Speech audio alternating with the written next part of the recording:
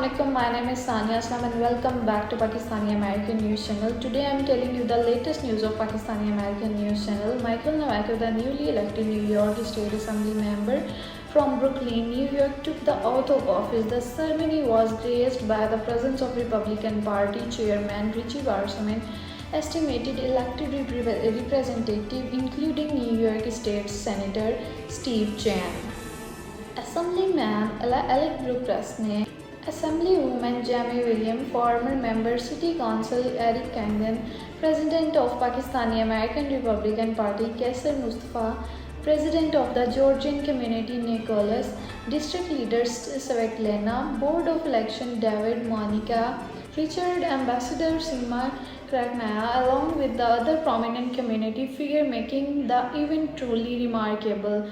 The attendees described Michael Nowacki's success as a significant milestone for the community and expressed their best wishes for his bright future. Thanks for watching my video and never forget to subscribe my channel.